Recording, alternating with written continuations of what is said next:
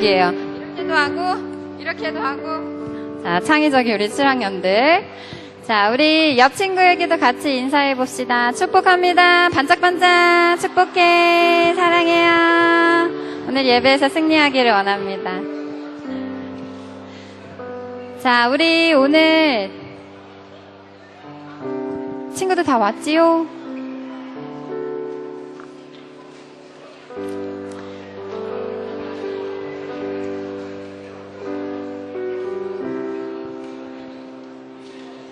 저를 바라봐 주세요. 네. 우리 지난주에 계약하면서 계약 부흥회를 같이 은혜 가운데 예배 드리고 드리는 처음 수요 예배, 찬양 예배인 것 같아요. 우리 지난주에 우리 같이 어떻게 예배 드렸었는지 여러분들 기억나시나요? 자, 우리 그것처럼 선생님은 방방 뛰라는 얘기가 아니고 다른 사람의 눈치 보지 말고 하나님 안에서 기쁨으로 하나님 주시는 자유함으로 예배했으면 좋겠습니다. 네, 우리 같이 이 시간에 잠깐 기도하겠습니다. 하나님, 은혜를 주셔서 감사합니다. 은혜를 주셔서 아버지의 길을 알 수 있게 하시고 아버지의 길을 따라가고자 우리의 삶 가운데서 애쓰고 노력할 수 있게 해주셔서 감사합니다. 하나님, 애쓰고 노력하는 그 모든 것들이 때로는 연약해 보이고 또 부족하기 짝이 없지만 하나님, 그런 연약한 가운데 아버지께서 붙드셔서 강함으로 인도하시며 그것을 승리로 이끌실 주님을 기대하고 나아갑니다. 당신의 거룩함과 존귀함을 따라가는 우리들 무리 되기를 원하고 소망하며 예배드립니다. 하나님 홀로 영광 받아주시옵소서. 감사하며 예수님 이름으로 기도합니다. 아멘. 오늘 예배 준비하면서 우리 예담 친구들이랑 같이 영성 수련회가 끝나고 나서 어떤 한 주를 보냈는지를 같이 나눴는데 우리 친구들이 부족하지만 각자의 자리에서 열심히 살았더라고요. 물론 100% 완벽하지는 않지만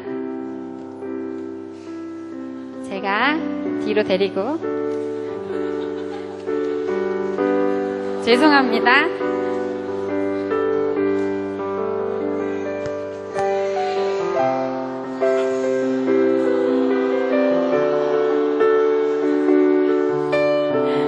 네, 숨기고 싶은데 엄마인 게 들통이 났습니다.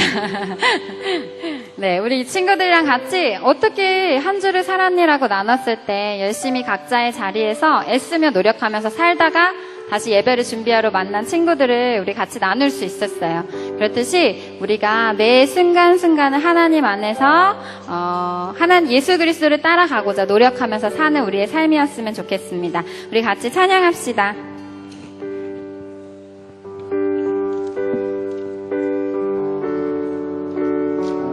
오늘 이 자리에 우리 함께 모인 우리 모두가 거룩하신 예수의 이름, 존귀하신 예수의 이름을 따라가는 무리입니다. 우리 그것을 믿음으로 선포하며 같이 고백하기 원합니다.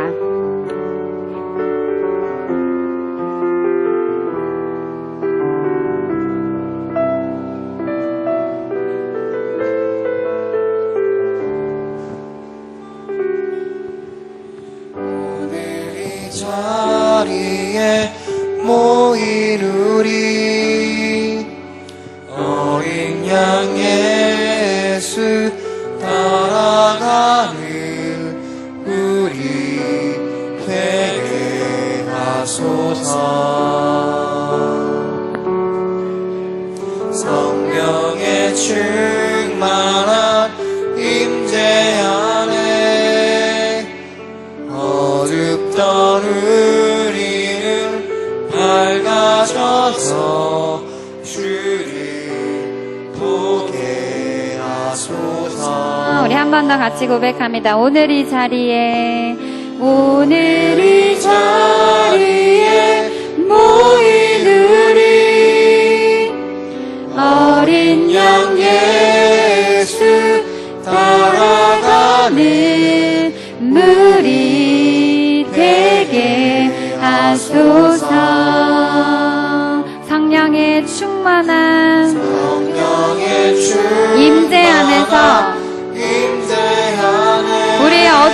눈이 밝아지길 원합니다.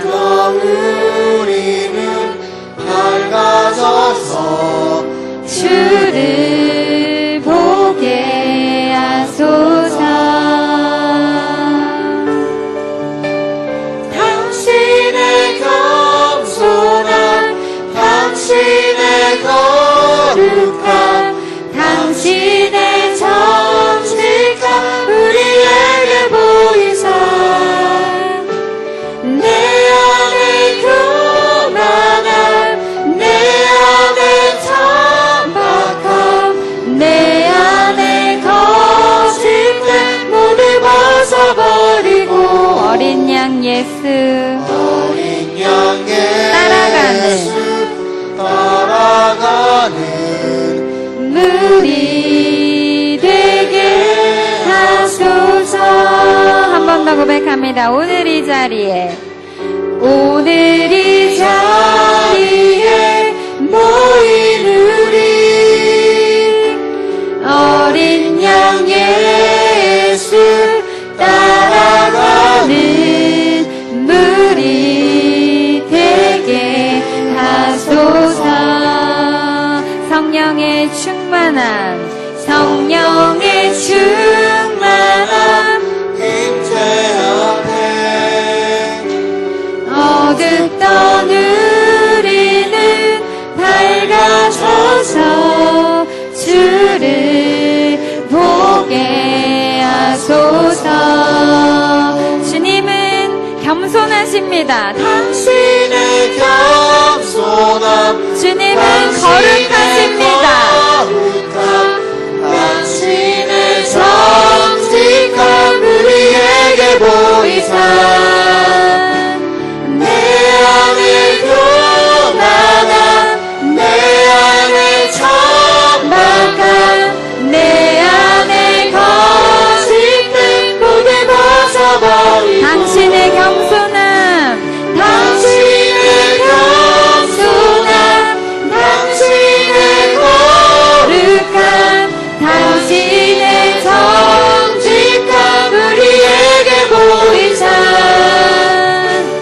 내 안에 교만함 내 안에 천박함 내 안에 거짓된 우리 한 번 더 고백합시다. 당신의 겸손함 당신의 겸손함 당신의 거룩함 당신의 정직함 당신의 정직함 우리에게 보이사 내 안에 교만함을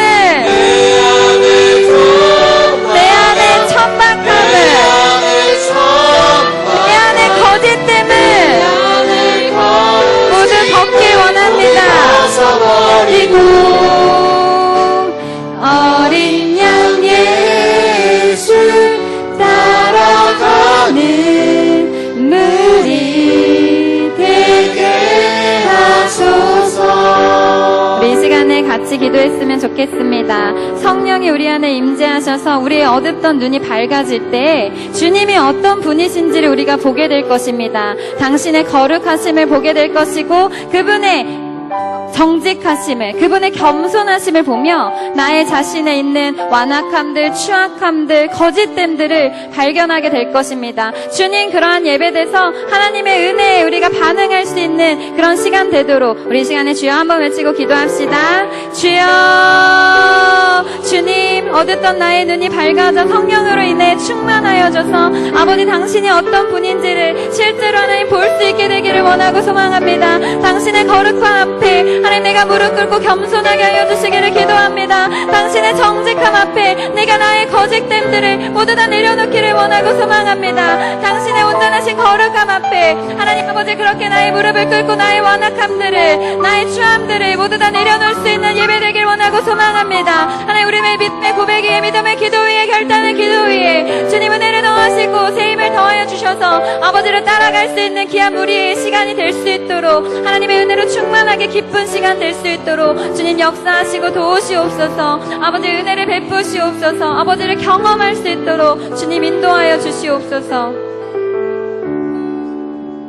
어린 양 예수, 어린 양 예수 따라가는 물이 되게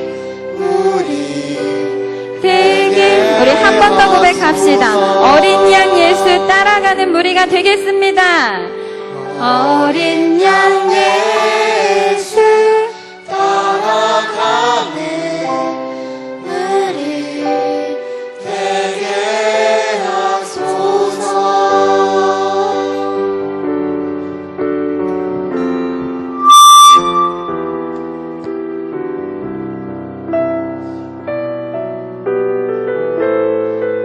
우리의 온전한 주인이시 우리 하나님 아버지께 박수로 영광 올려드립시다. 어린 양 예수를 따라가는 우리들 되기를 원합니다. 아멘. 우리 같이 일어나서 찬양합시다. 앞에 이거 부딪히니까 넓게 편한 대로 나오셔서 자유롭게 기쁘게 찬양합시다.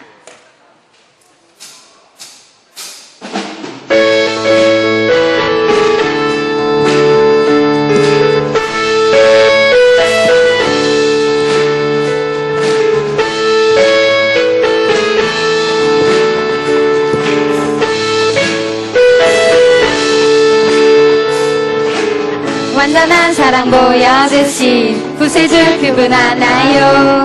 그 아들 우리에게 주신 하나님 그분 하나요. 그 사랑 알기에 그 아들 나는 믿네. 날 이끄소서. 박수.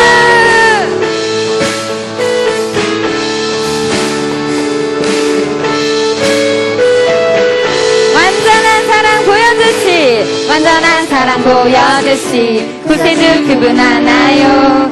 그 아들 우리에게 주신 하나님 그분 하나요.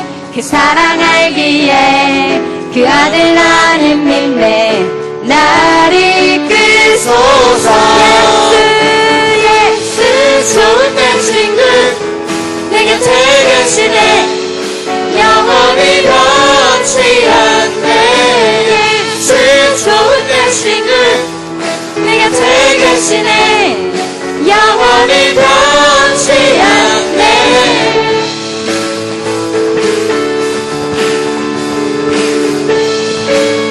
자, 2절로 고백합시다.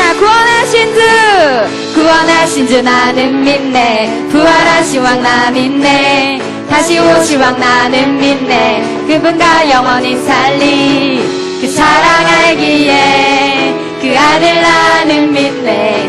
날 이끄소서. 예수 예수 좋은 내 친구 내 곁에 계시네.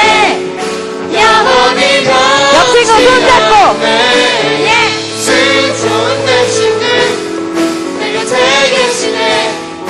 영원히 예수 좋은 내 친구. 예수 좋은 내 친구 내 곁에 계시네. 영원히 변치 않네. 예수 좋은 내 친구 내 곁에 계시네. 영원히 변치 않네. 영원히 변치 않네. 영원히 무엇이 변치 않을까요?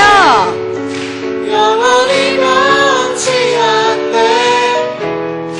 영원히 변치 않네. 영원히 변치 않네. 나를 향한 사랑이 나를 친구 삼아주심이 영원히 변치 않으신 그분을 찬양합니다. 영원히 변치 않네. 영원히 변치 않네. 예수 좋은 내 친구 내 곁에 계시네. 영원히 변치 않네. 예수 좋은 내 친구 내 곁에 계시네. 영원히 변치 마지막으로 예수 좋은 내 친구 내 곁에 계시네. 영원히 변치 않네. 예수 좋은 내 친구 내 곁에 계시네. 영원히 변치 않네.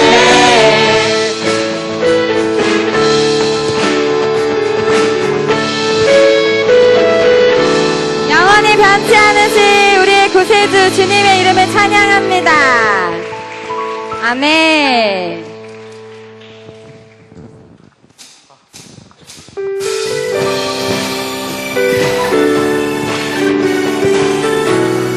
지극히 높은 주의 영광이 우리와 함께 하심을 기뻐하며 선포합시다.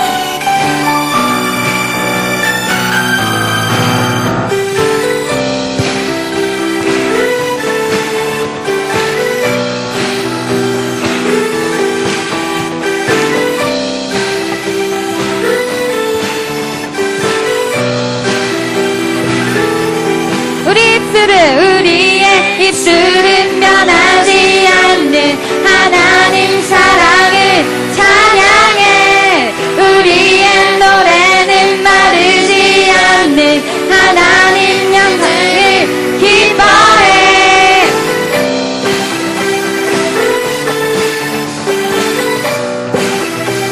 우리의 목소리 온 땅 비추는 하나님 강강을 찬양해. 우리의 함성은 승리 주시는 하나님 구원을 기뻐해. 내 노래로 주를 찬양하고 기쁨으로 주를 노래하리. 소리 높여 주 이름 외치며 함께 모여 주를 기뻐하리. 새 노래로 주를 찬양하고 기쁨으로 주를 노래하리. 소리 높여 주 이름 외치며 함께 모여 주를 기뻐하리.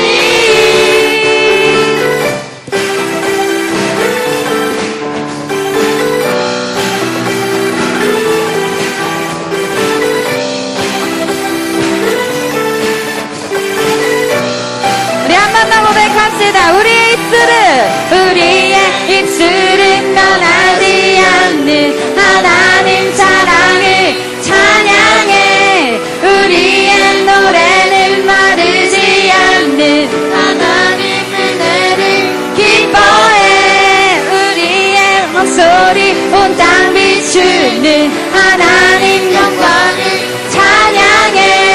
우리의 함성은 승리 주시는 하나님 구원을 기뻐해. 내 노래로 주를 찬양하고 기쁨으로 주를 노래하리. 소리 높여 주 이름 외치며 함께 모여 주를 기뻐하리. 새 노래로 주를 찬양하고 기쁨으로 주를 노래하리. 소리 높여 주 이름 외치며 함께 모여 주를 기뻐하리. 새 노래로 주를 찬양하고 기쁨으로 주를 노래하리. 소리 높여 주 이름 외치며 함께 모여 주를 기뻐하리. 주님만이 소망입니다. 주님만이 소망이요 변함없는 반석이라. 주님만이 온 세상을 비추시네. 또 죽음에서 부활하신 우리 구주 평강의 왕. 주를 믿는 모든 자의 소망이시. 믿네. 이 땅 가운데 열방 가운데 유일한 소망이신 그분의 이름을 찬양합니다. 예수 열방의 소망. 예수 우리의 위로자.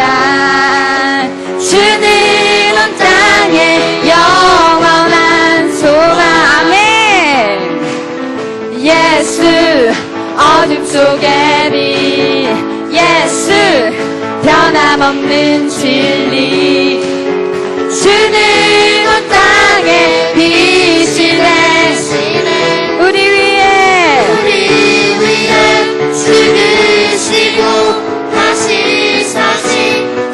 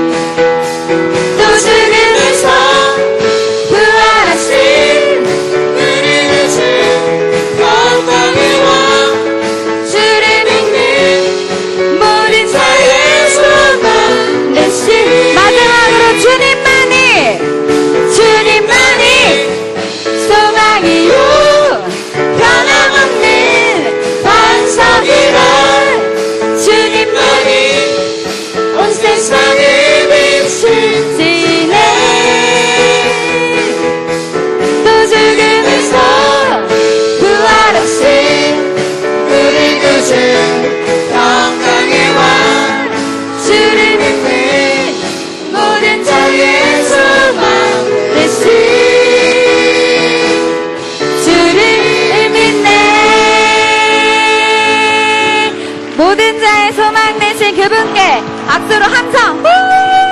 하나님 홀로 영광 받아주세요. 아멘.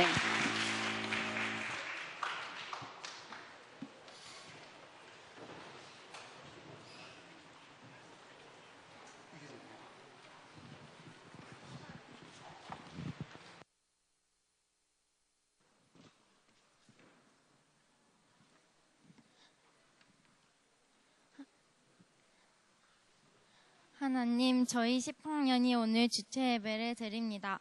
찬양을 할 때 보여주려고 하는 것이 아니라 하나님께 드리는 찬양을 할 수 있도록 도와주시고 정말 저희가 사람의 영혼을 살리는 전인기독 학교 학생들이 될 수 있도록 도와주세요. 2학기를 시작합니다. 영성수련회를 시작으로 첫 주체 예배를 드리는데 그리스도의 자녀로서의 모습을 회복하고 저희가 하나님 안에서 날마다 성장할 수 있도록 도와주세요. 12학년 선배님들 위해 기도합니다. 12학년 선배님들이 공부할 때 지혜를 주셔서 좋은 열매를 거둘 수 있도록 해주시고 좋은 컨디션 유지할 수 있도록 도와주세요. 감사드리며 예수님의 이름으로 기도합니다. 아멘.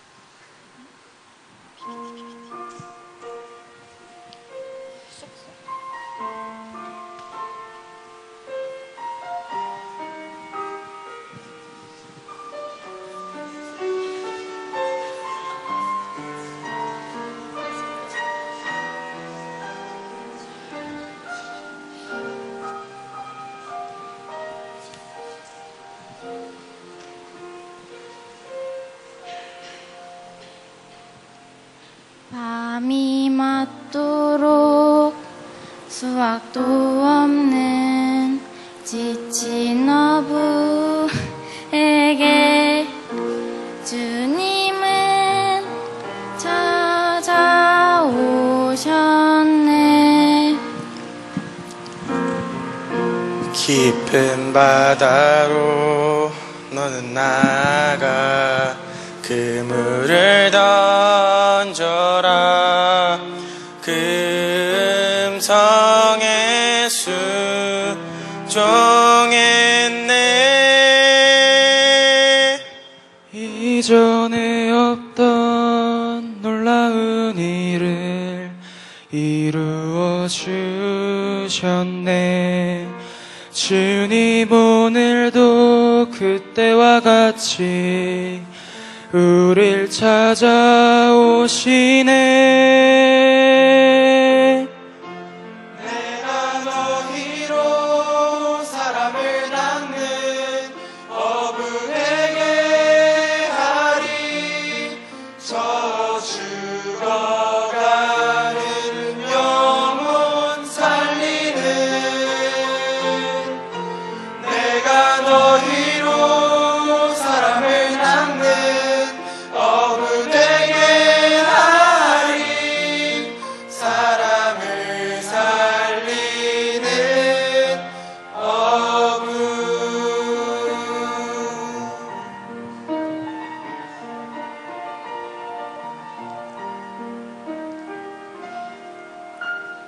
주님 오늘도 말씀하시네. 그물을 던져 죽어가는 영혼 살리라. 보잘것없는 내게 주시는 그 음성을 듣네. 그 음성에 순종하리. 갇혀있던 자 상한 영혼을 일으켜 주시네. 주님 오늘도 나를 통하여 그 일 행하시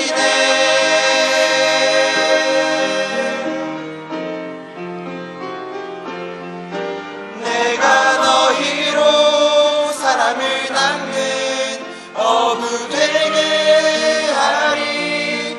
저 죽어가는 영혼 살리는 내가 너희로 사람을 낚는 어부 되게 하리. 사람을 살리는 어부. 내가 너희로 사람을 낚는 어부 되게 하리. 저 죽어가는 영혼 살리는 내가 너희로 사람을 낚는 어부 되게 하리. 사람을 살리는 사람을 살리는 사람을 살리는 어부.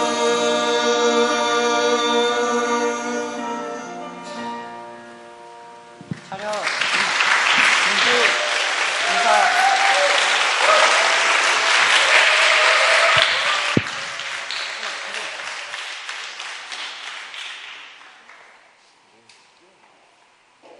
기도하시겠습니다. 하나님 아버지, 오늘 10학년 주체 예배로 수요 예배를 섬길 수 있음에 감사드립니다. 저희가 평소에 학교 생활을 하고 또 지칠 때 하나님께서 함께 하심에 감사 기도를 드립니다. 지금은 정성껏 준비한 예물을 하나님께 올려드립니다. 저희가 준비한 이 예물이 하나님의 나라에 또 하나님 나라가 온 지구에 퍼질 때 귀히 사용되게 해주세요. 예수님의 이름으로 기도드립니다.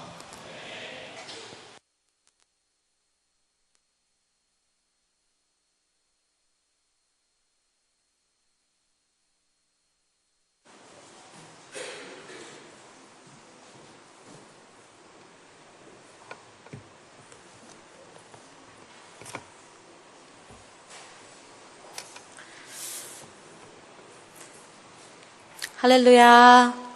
아멘. 오늘 찬양 들으면서 어때요? 진심이 느껴지죠? 와, 네, 너무 귀한 찬양 감사합니다. 우리 10학년 학생들을 위해서 한번 박수할까요?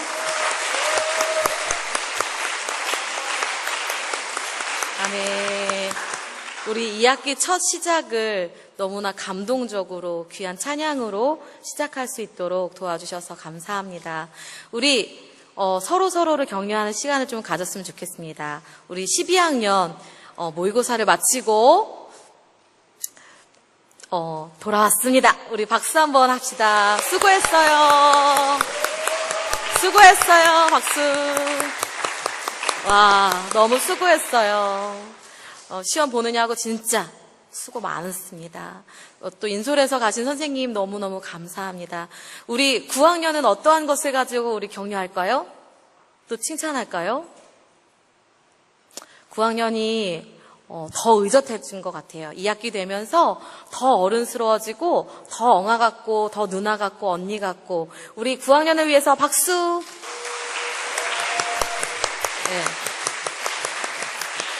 네. 그리고 우리 8학년 1반, 2반 목사님이 깜짝 놀랐어요. 방학 동안에 다녀오고 난 뒤에 방학 이후에 만났는데 7학년이 있어서 그런가? 더 언니 같아진 것 같아요. 뭐 9학년하고 겹치는 내용이긴 하지만 옛날에 8학년이 아닌 것 같아요. 우리 8학년을 위해서 다시 한번 우리 8학년을 위해서 박수. 네.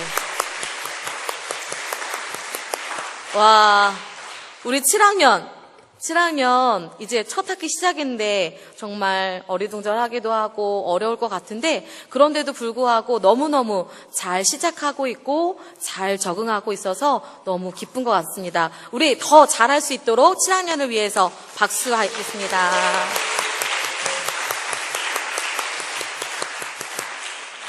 자, 우리 11학년 넘어가서 서운했죠? 네, 11학년 위해서 당연히 박수해야죠. 우리 서로를 위해서 기도해주고 격려해주고 함께 정말 동역하는 우리 11학년 정말 제일 어른스럽고 의젓합니다. 우리 11학년 위해서 박수. 네. 우리 홍천에서 제일 귀여움을 담당하고 있는, 싫어요? 이런 말은? 싫어요? 그럼 어떤 멘트를 해줄까? 그냥, 거론도 하지 마? 사춘기가 저쪽에 왔어요, 5학년에게. 자, 우리 5학년 더 잘할 수 있도록, 그리고 우리 귀여운 5학년을 위해서 박수 하겠습니다. 네. 언니들, 오빠들 틈에서 진짜 5학년이 얼마나 힘들겠어요. 그쵸? 저 아이들을 생각해 보세요. 선생님들도 인사해야 되지, 어른들 봐도 인사해야 되지, 7학년 봐도 인사해야 되지, 12학년까지 다 인사해야 돼요. 저 아이들은 계속 인사하고 다녀요. 보셨어요? 계속 인사하고 다녀요. 우리 5학년을 위해서 늘 기도해주고 함께 해주셨으면 좋겠습니다. 오늘 우리 말씀을 같이 한번 읽어보겠습니다. 에베소서 2장 13절로 22절 말씀입니다. 에베소서 2장 13절로 22절의 말씀을 우리 같이 한번 읽어보겠습니다. 에베소서 2장 13절로 22절의 말씀을 같이 합독하겠습니다. 시작!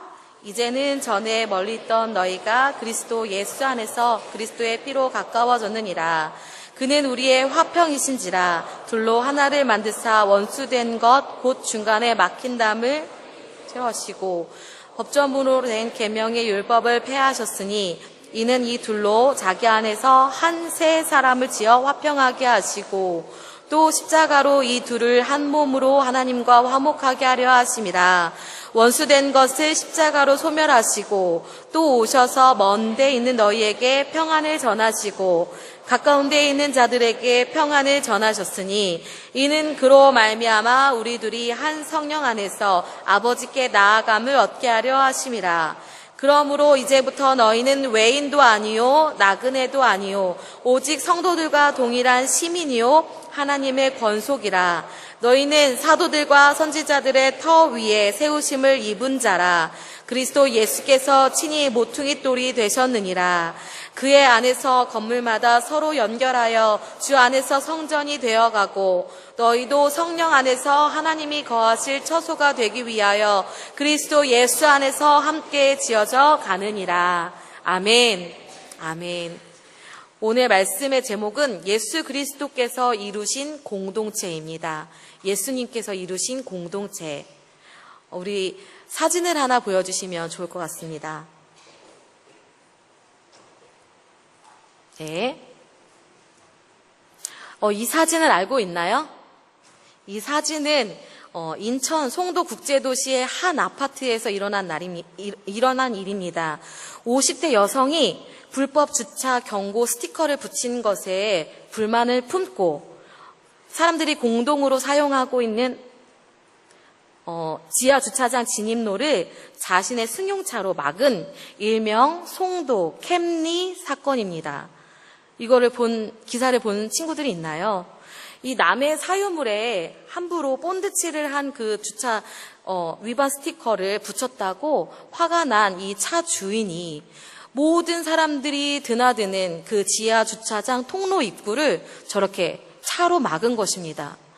그런데 이 주차장 진입로를 막고 났는데 차 주인에게 전화를 해도 전화를 받지 않고 이렇게 지나기를 나흘 동안 4일 동안에 저렇게 진입을 막아놓은 거예요. 그러자 주민들이 화가 났어요. 그래서 어떻게 했냐면 20명이라는 그 주민이 20명이 손으로 직접 저 차를 옮겼습니다. 옮겨가지고는 어떻게 했냐면 그 다음 사진을 보여주시면 화분 같은 거 저 차 주인이 와도 바로 가지고 갈 수 없게끔 화분으로 저 차 주변을 막아놓거나 저 지금 보이지는 않지만 바퀴에 그 고정장치 있죠? 고정장치로 묶어놨어요. 자물쇠로. 그래서 차 주인이 와도 저거를 가져갈 수 없게끔 한 거죠. 그리고 사람들이 언제부터 시작했는지는 모르지만 저 포스트잇을 이렇게 하나씩 붙여놓기 시작했어요. 차 주인에게 하고 싶은 말.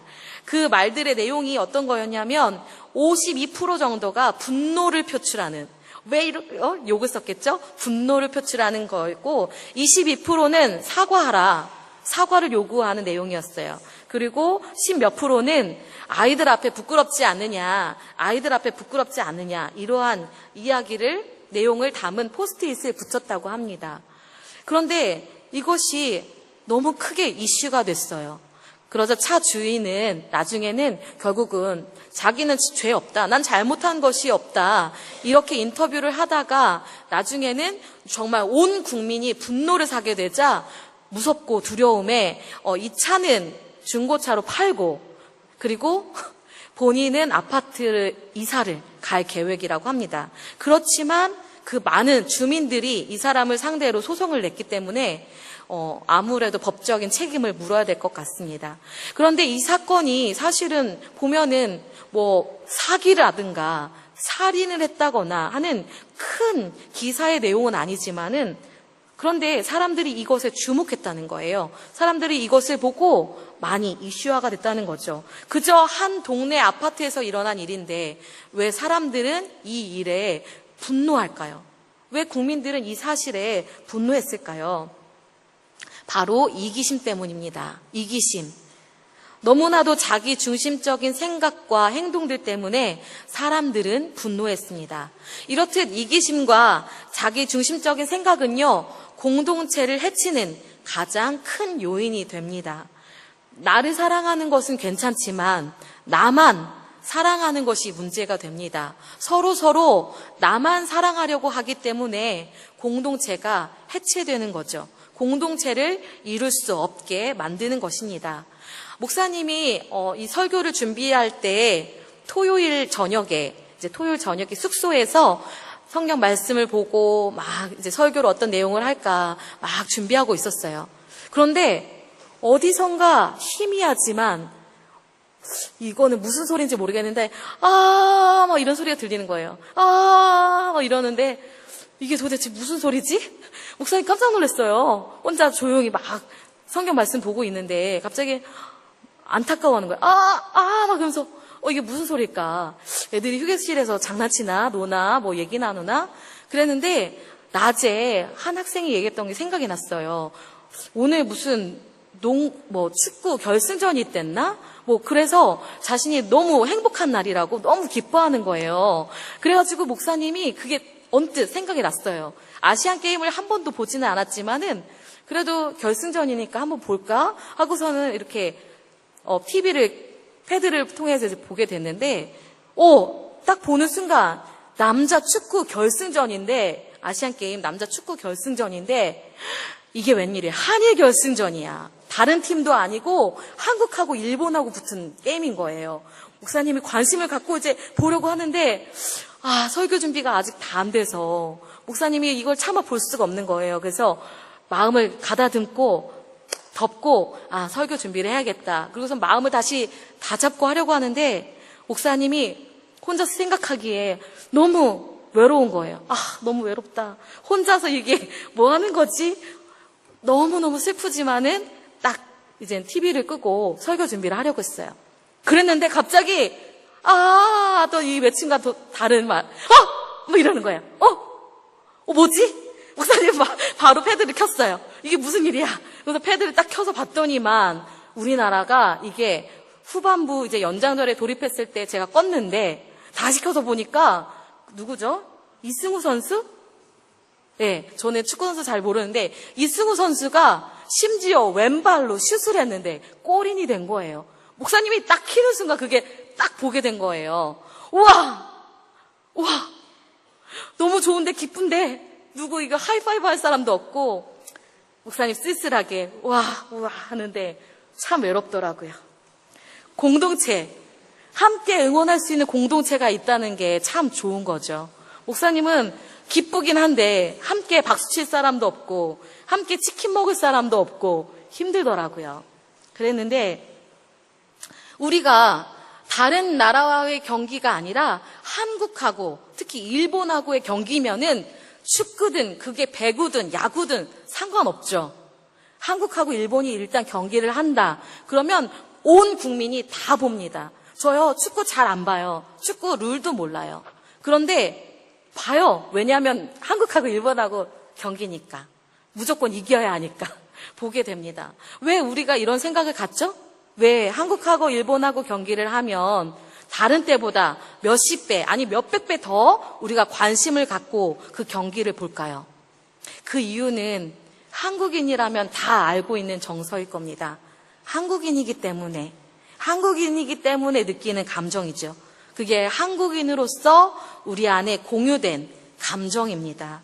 도대체 공동체가 무엇이기에 이렇듯 경기를 보면서 이기고 지는 일에 우리의 마음이 합쳐졌다 헤쳐졌다 이렇게 되는 걸까요? 공동체의 사전적 정의는 이렇습니다. 사람들이 모여 하나의 유기체적 조직을 이루고 목표나 삶을 공유하면서 공존할 때 그 조직을 일컫는다. 단순한 결속보다는 더 질적으로 강하고 깊은 관계를 형성하는 조직이다. 공동체는 상호 의무감, 정서적 유대, 공동의 이해관계와 공유된 이해력을 바탕으로 한 사회적 관계망을 핵심 내용으로 하며 개인과 공동체 사이의 갈등 조정이 중요한 관건이다. 무슨 말인지 잘 모르겠어요. 그렇죠? 간단히 말씀을 드리면 한 사회에 함께하고 있다는 생각과 감정입니다. 만약에 내가 전인 공동체 안에 있어요. 그런데 그 전인 공동체 안에 육체적, 물리적으로는 같이 있지만은 그들과 함께 공유된 생각과 감정이 없다. 그러면 그 사람이 전인 공동체 일원일까요? 아닐까요? 일원일까요? 아닐까요? 목사님이 처음에 와서 그랬어요. 처음에 전인 기독학교에 온 지 목사님 이제 5개월째 접어들고 있는데 목사님 처음에 왔을 때 여러분들이 막 굉장히 어떤 일에 막 기뻐하는데 목사님 몰라요.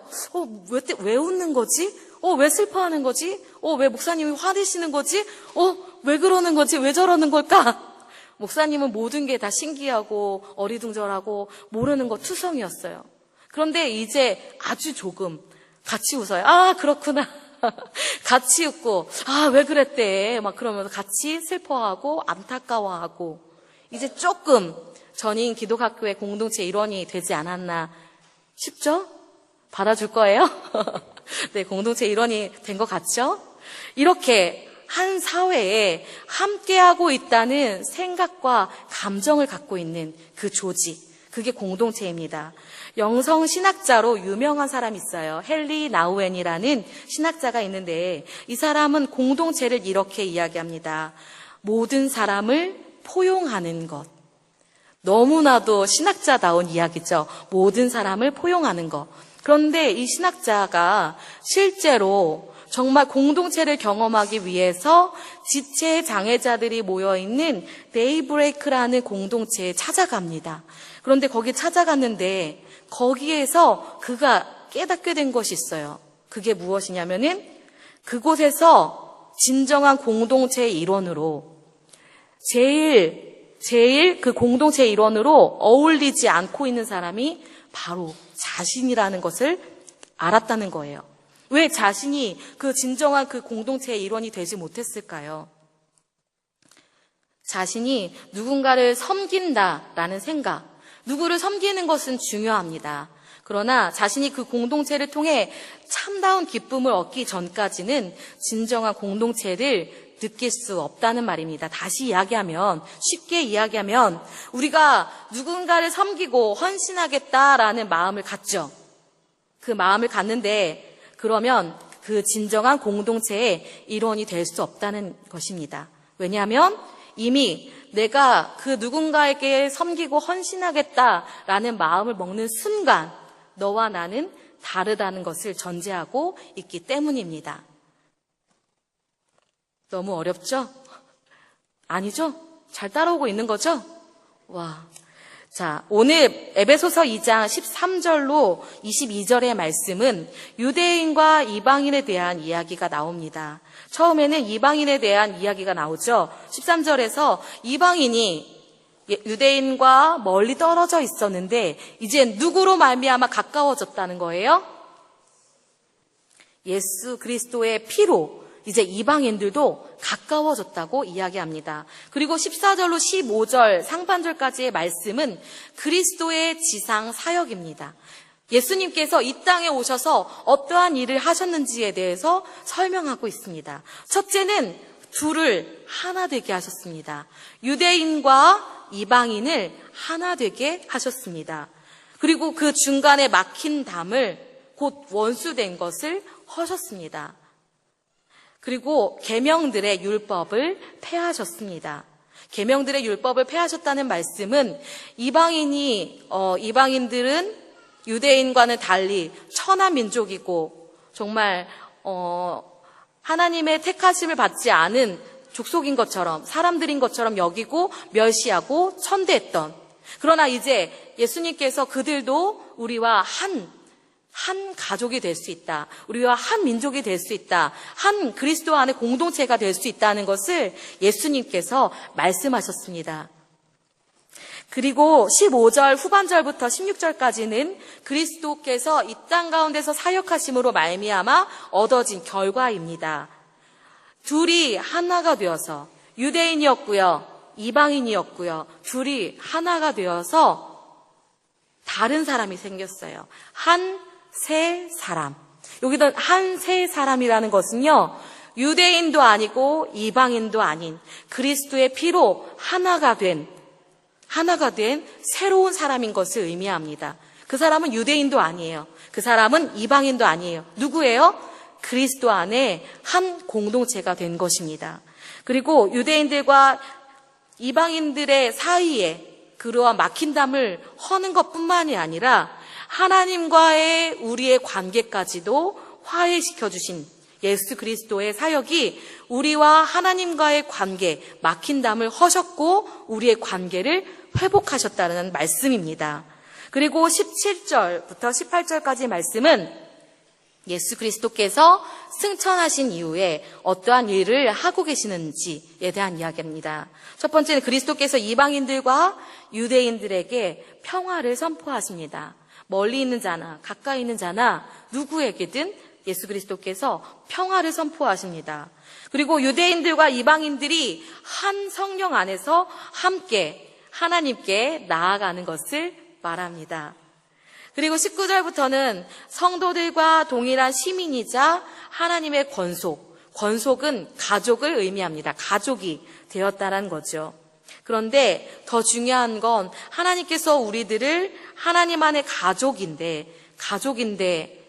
하나하나 구성을 이루는, 어느 것 하나도 버리지 않고 어느 누구 하나 정말 예외되지 않고 제외되지 않고 모두가 구성원으로서 쌓이고 쌓일 수 있는, 그래서 사도와 선지자들의 토대 위에 세워진 하나님의 성전으로 지어져감을 이야기하고 있습니다.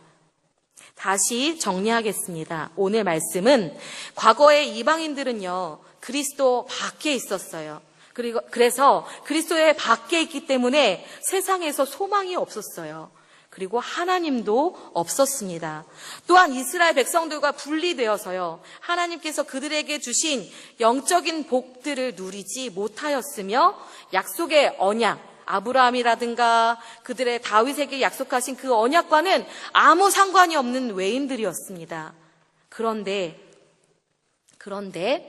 예수 그리스도께서 자기 육체로 유대인들과 이방인들 사이에 막힌 담을 허시고 둘을 하나가 되게 하셨습니다.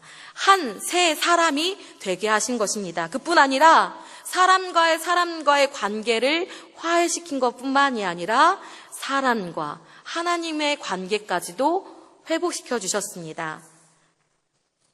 그 결과 과거에는 외인이며 나그네였던 이방인 성도들은 이제 하나님 나라의 시민이며 하나님 나라의 가족이 되었습니다.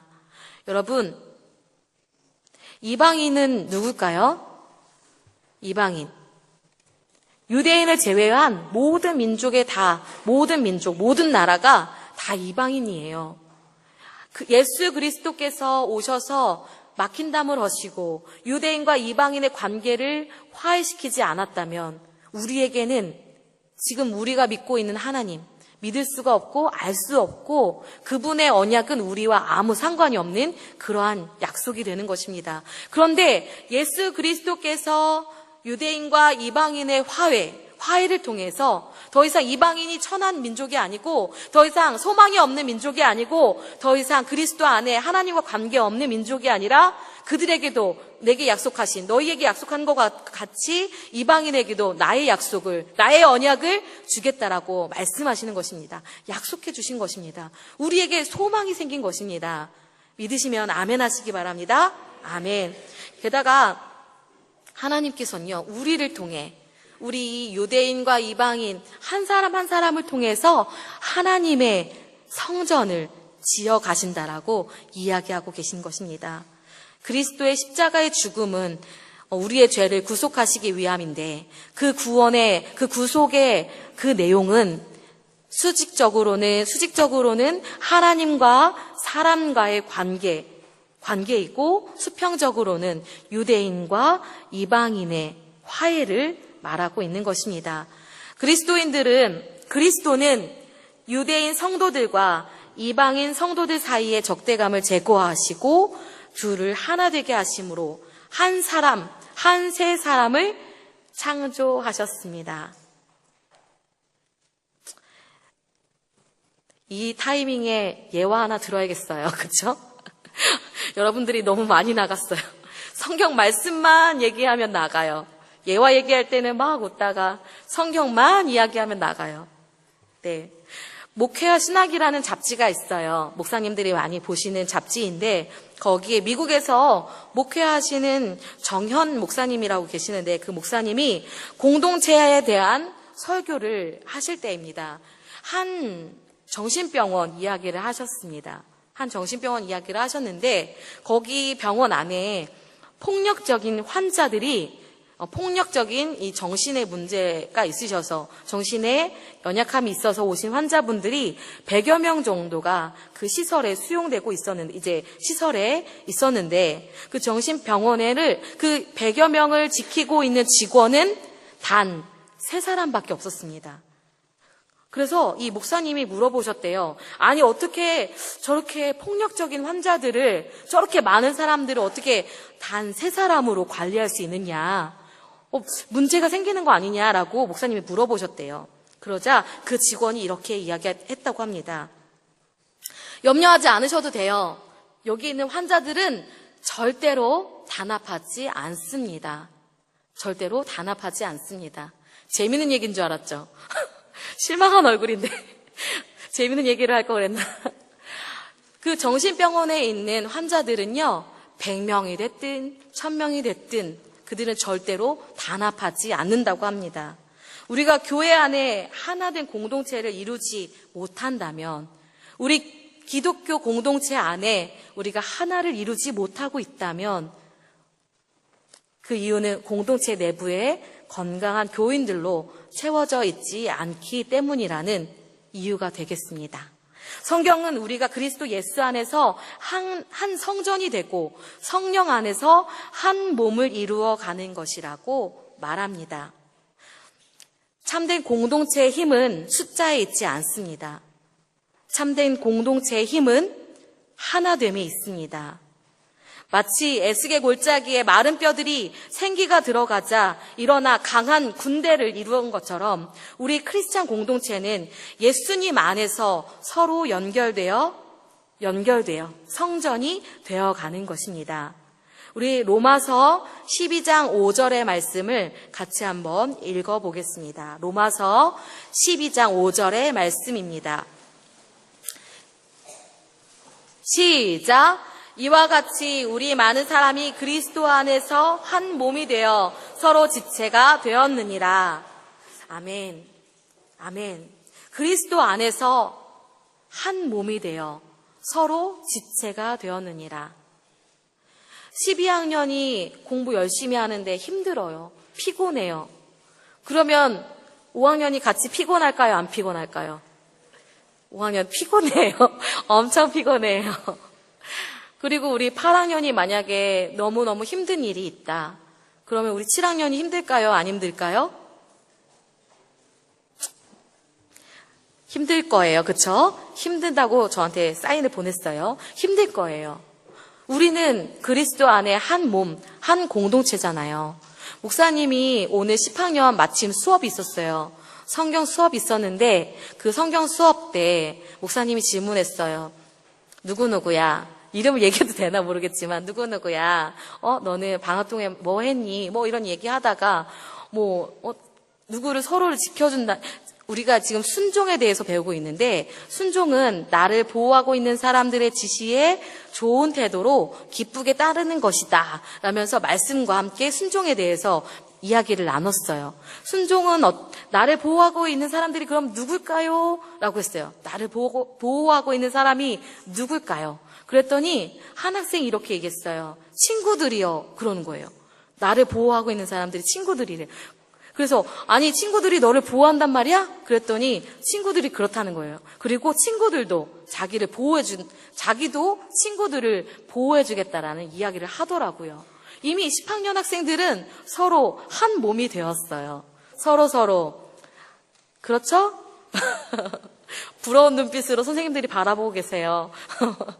네, 10학년은 한 몸을 이뤘어요. 그런데 저 10학년 학생들뿐만이 아니라 우리 전인 공동체 안에는 한 몸이 된 줄 믿습니다. 성령님께서 우리를 한 몸이 되게 하신 줄 믿습니다. 요즘 목사님이 사도행전 말씀을 묵상하고 있어요. 묵상하고 성도님들과 함께 그 말씀을 나누고 있는데 거기에는 교회를 이루어가는, 교회가 시작되고 교회가 발전되는 그러한 모습들을 이야기하고 있는데 그 말씀을 보니까 공동체에 대한 이야기들이 공동체에 대한 많은 힌트가 사도행전에 있었어요. 첫 번째로는요, 사람과 사람과의 관계에 대한 이야기예요.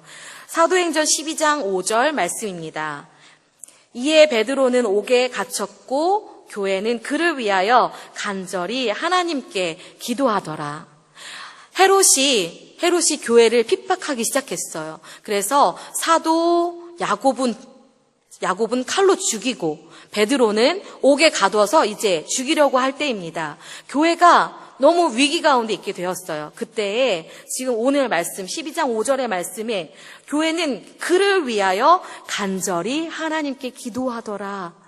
간절히 하나님께 기도하더라. 베드로가 옥에 갇혔어요. 그런데 여러분 생각해 보세요. 베드로가 지금 잡힌 거예요. 체포된 거예요. 그러면 나머지 교인들은 어떻게 해야 될까요? 뿔뿔이 흩어져야 돼요. 빨리 은신처를 찾아서 각각 개인이 알아서 살 길을 찾아야 되는 거예요. 같이 뭉쳐있으면 어떻게 돼요? 같이 뭉쳐있으면 날 잡아달라고 뭉쳐있는 거죠.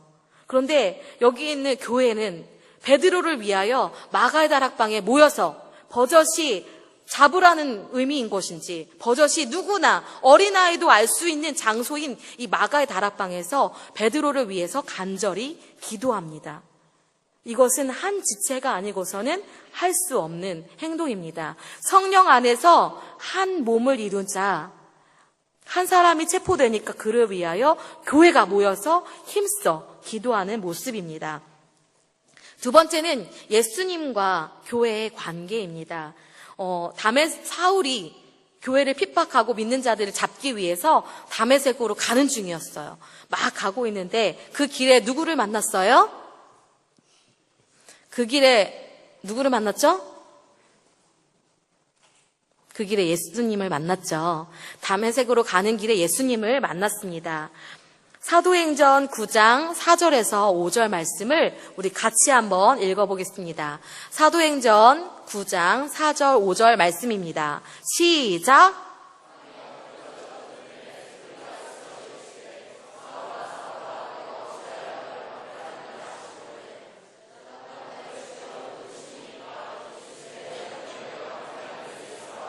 네, 나는 내가 박해하는 예수라. 예수님은 바울이요, 누구십니까? 라는 질문에 너가 박해하는 예수다 라고 이야기합니다. 바울은 지금 누구를 잡으러 간다고요? 예수님을 믿는 자들을, 교회를 핍박하고 예수님을 믿는 자들을 지금 잡으러 가는 길이에요. 바울은 예수님을 만난 적이 없어요. 예수님을 박해한 적이 없어요. 그런데 지금 오늘 바울이 누구십니까? 라는 질문에 예수님이 뭐라고 하셨죠? 나는 너가 박해하는 예수다라고 이야기했습니다. 여기에서 바울은 나중에 이 신약의 그러한 말씀들을 기록할 때 신학적으로 정립된 것 중에 몸 교회론이라는 게 있어요. 우리가 계속 목사님이 얘기했던 거, 그리스도 안에 한 몸을 이룬 공동체, 지체, 서로 지체다. 한 몸을 이룬 우리가 서로 지체가 되었느니라. 로마서 12장 5절의 말씀을 읽었던 것처럼 몸 교회론이에요. 이것은 바울이 정립한, 신학적으로 정립한 내용인데, 이것이 무엇이냐면은 이때 예수님이 하신 말씀이 이 신학적으로 정립을 하게 된 거예요. 예수님께서 분명히 자신은 믿는 사람들, 예수님 믿는 사람들을 박해하러 다니는 것인데, 예수님은 그 박해를 당하는 교회의 성도들의 그 아픔을 내 아픔으로, 나의 아픔으로 고통을 받고 계셨다는 거죠. 이 말씀을 통해서 예수님과 교회가 한 몸을 이룬 공동체라는 것을 바울은 이후에 깨닫게 됩니다. 그리스도 안에서 그리스도의 사랑으로 우리는 참된 공동체를 이룰 수 있는 줄 믿습니다. 오늘 말씀을 제가 메시지 성경으로 다시 한번 밑에 부분만 읽어보겠습니다. 하나님은 사도들과 예언자들을 기초로 삼으셨습니다.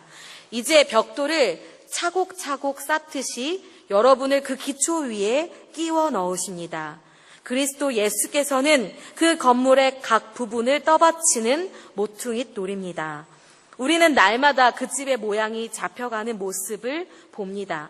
그 집은 하나님께서 세우시는 성전, 우리 모두가 벽돌처럼 쌓여 이루어지는 성전, 하나님이 머무시는 성전입니다. 아멘.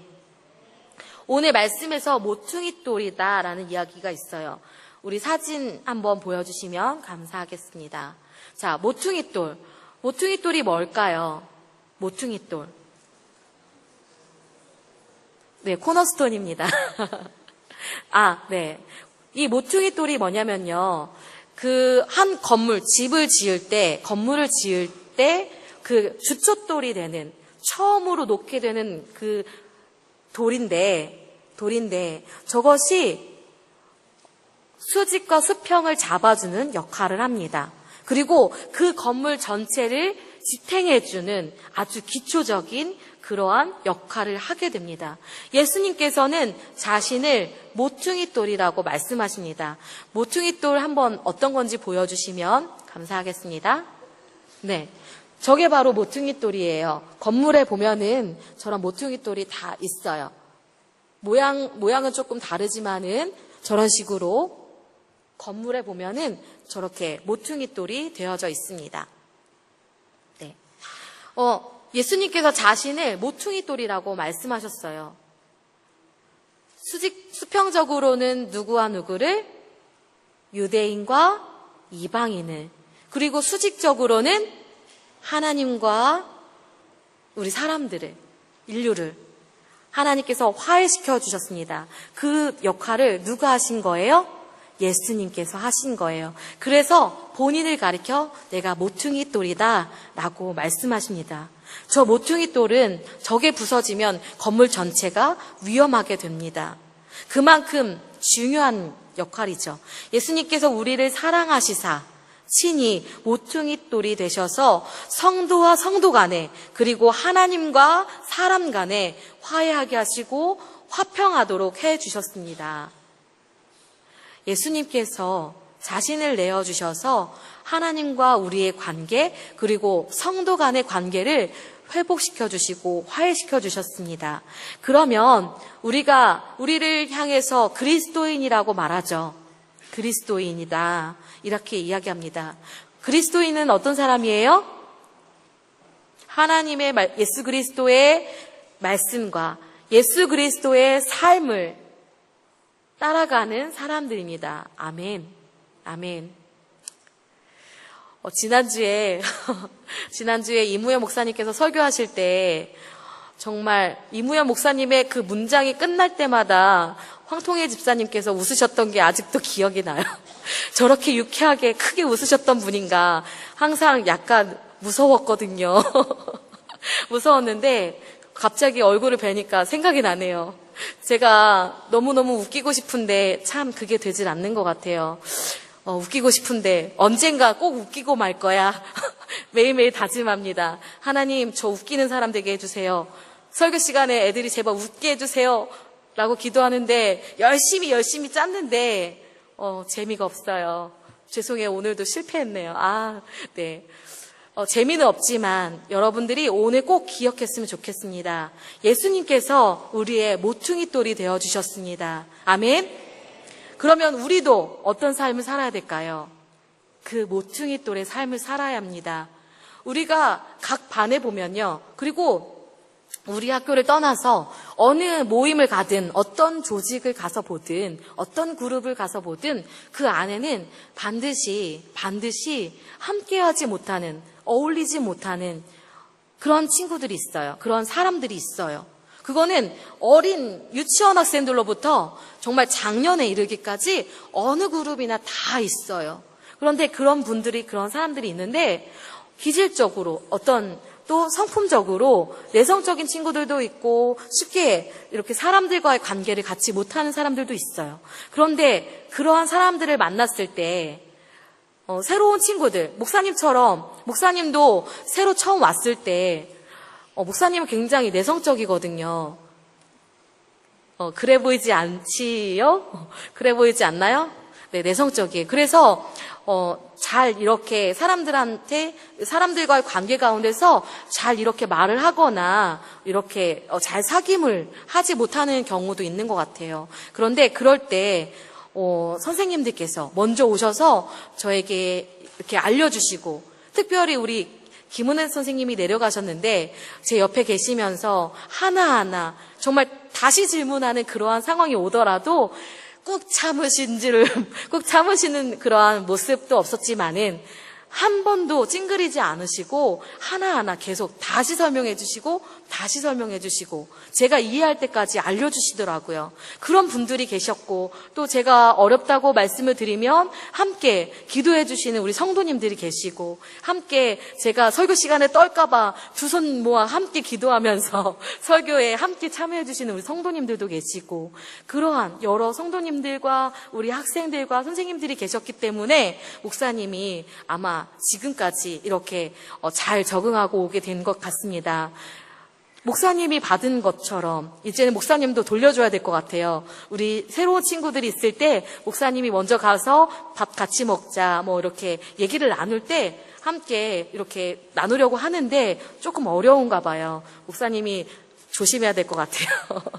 잘 생각하고 지혜롭게 행동을 해야 될 것 같습니다. 우리는 예수 그리스도는 누구시라고요? 모퉁이돌. 다시 한번, 예수님은 누구시라고요? 모퉁이돌. 우리는 누구라고요? 모퉁이돌. 와, 역시 센스가 너무 좋아요. 자, 예수님은 누구시라고요? 모퉁이돌. 우리도 누구라고요? 모퉁이돌. 네. 여러분들 모퉁이돌의 역할을 잘 감당하고 계시죠? 여러분들이 수직과 수평적으로 연약한 친구들, 연약한 지체를 향해서 손을 내밀어 함께 기도하고 함께 초청하고 하나님의 자녀로서의 삶을, 하나님의 축복된 그 약속을 함께 누릴 수 있는 저희 모든 복된 공동체가 되기를 주님의 이름으로 축복합니다. 기도하겠습니다. 하나님 감사합니다. 오늘도 귀한 말씀을 주심을 감사합니다. 하나님 안에, 그리스도 안에, 정말 예수 그리스도 사랑 안에서 우리가 한 몸이 되어 서로 지체가 된 줄 믿습니다. 성령 안에서 한 몸을 이루어 정말 지체로서의 역할들을 감당할 수 있게 하여 주시고, 한 몸이 아플 때 우리가 함께 기도하며 중보할 수 있는, 하나님 앞에 간구할 수 있는 저희 모든 공동체가 될 수 있도록 하나님 도우시고 인도하여 주시옵소서. 함께하여 주실 주님께 감사드리며 예수님의 이름으로 감사하며 기도드렸습니다. 아멘. 하늘에 계신 우리 아버지여, 이름이 거룩히 여김을 받으시오며 나라가 임하시오며 뜻이 하늘에서 이루어진 것 같이 땅에서도 이루어지이다. 오늘날 우리에게 일용할 양식을 주옵시고, 우리가 우리에게 죄 지은 자를 사하여 준 것 같이 우리 죄를 사하여 주옵시고, 우리를 시험에 들게 하지 마옵시고 다만 악에서 구하옵소서. 대개 나라와 권세와 영광이 아버지께 영원히 있사옵나이다. 아멘.